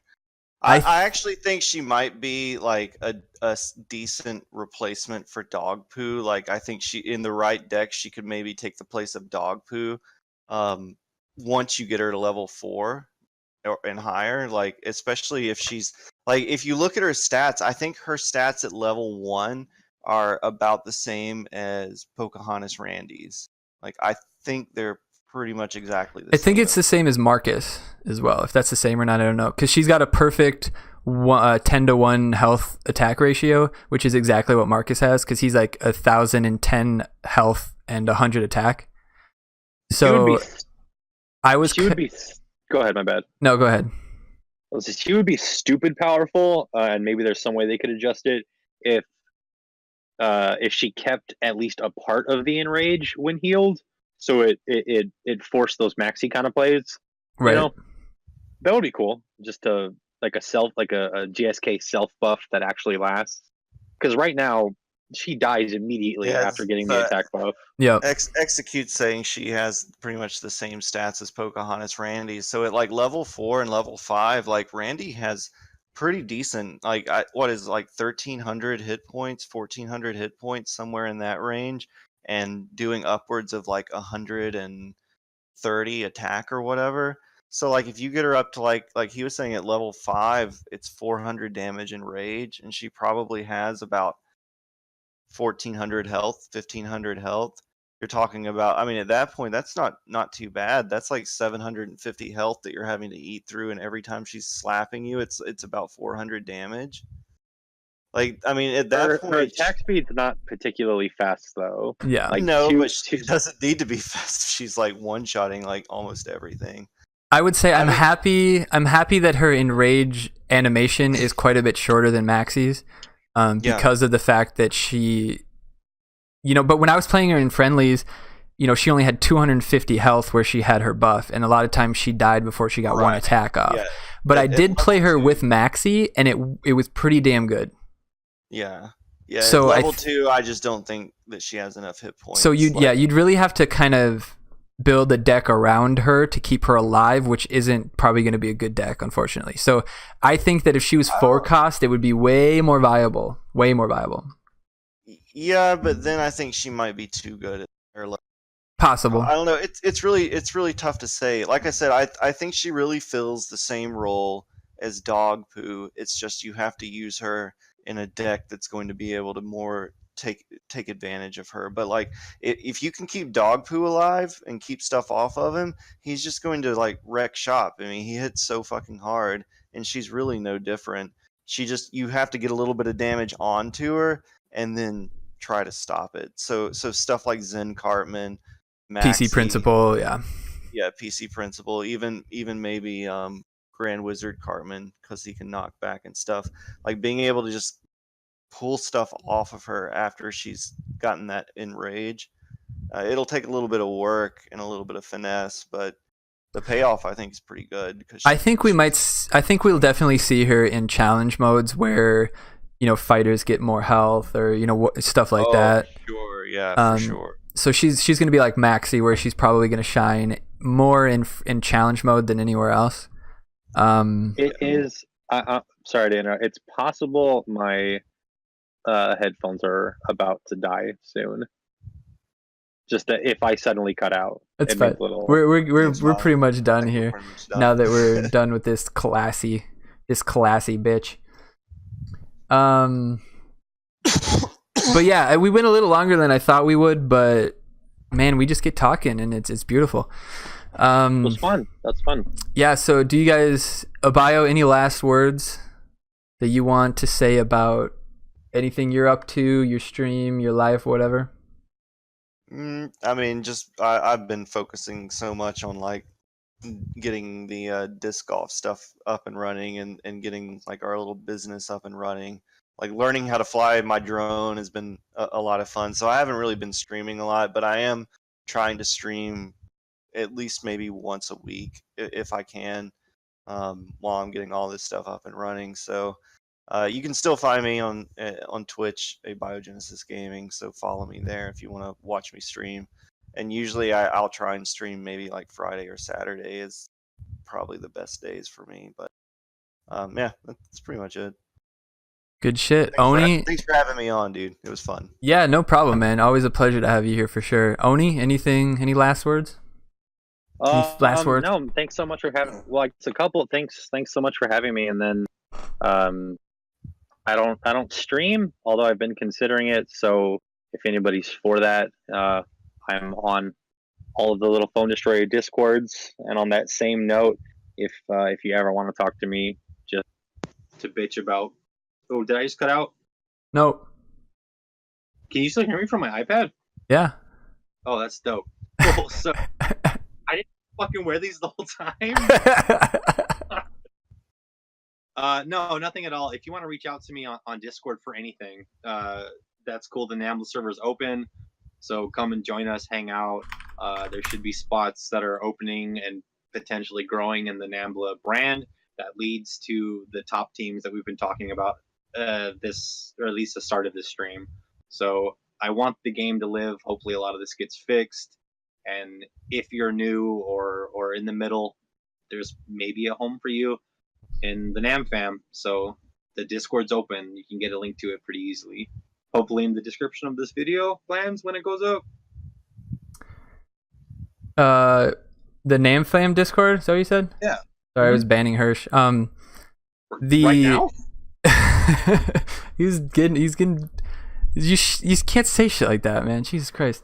Yeah, well, I just dropped it in chat, but yeah, I'll put it on the YouTube for sure. That's all for me, man. Thanks for having me. It was fun. Yeah, for sure. We missed SDNW for sure, but it's good to have you, man. I think the next Procast will be in a couple weeks. We'll get a little bit more feel for Team Wars, and we'll be able to just, you know, talk shit. And I'm gonna see if I can't try to get someone who's not a fucking top legend player to be on the stream. Maybe we'll get LHM on the stream. Oh my god, yes, please. Please get Luke on, man. But a couple announcements from my end. Thanks everybody who's here. We had a really good viewership today. I won't be continuing streaming after this. I was planning on doing it, but it got a little late. So we'll catch you on Tuesday. But a new thing that we're gonna start doing on Tuesday is that we're gonna be hanging out in voice chat on Tuesdays in the team, and it'll either be on my Discord some days. Or within the free-to-play Discord, or maybe sometimes the NamFam Discord, depending on how I'm feeling. So I'll probably chunk out like an hour of time where I'm playing ladder and fucking around to also have people in voice chat. So if you want to get to know some of the different players, last week we had Luke, LHM, and Blades was and Mexico was in for a little bit, so we got to hang out with those guys a little bit. So if you want to, hang out with some different people than you're normally used to seeing on streams, Tuesdays is gonna be, I'm gonna like Glanzer and friends or some shit. I'll find out. I'll get a name for it. Glanzer pals. I don't know. Who knows? But it's gonna be pretty fun. So thanks guys for hanging out. We're not gonna do Q&A today because we started so late. But any questions that were added through the normal quote stuff. And you know what? There's only 4 of them, so never mind. But I was going to add them to the YouTube. But we'll get this on YouTube tomorrow. So if anybody that missed it can catch it, because like I said, we're pretty late tonight. But I'm glad that we could get it together. I appreciate everybody who supports the Procast. We're officially the longest running SPPD podcast that's ever happened. So I think that's pretty great. That's pretty awesome. And even though we deal with some people who disagree with our opinions and can't handle it like adults, we do all right. Yellow Wolf, we got to get him on this stream. We do all right. Yes. So I appreciate everybody who keeps a level head in chat. And it's the exact reason why I don't have the chat in the middle of the screen. I just have the cards and the pictures and stuff because I don't want that toxicity to bleed out forever, So that's fine. But there's nothing wrong with a little bit of disagreement. Yeah. No disagreement, but telling people fuck you because you disagree with them, man, that's different. Oh yeah, it's all about how you communicate it, for sure. Agree, and fuck you both for that. Fuck all of y'all. Fuck you. Fuck me. Fuck you. Anyway, fuck Black Spidey. GG, buddy. All right, guys. So we're gonna end this here. Mad respect to everybody who showed up. Some buckets to everybody. I'm just gonna flood you guys, and we'll catch you guys Tuesday. Oni, Abio, have a good night. Everybody else, peace out. Hi, man. Peace.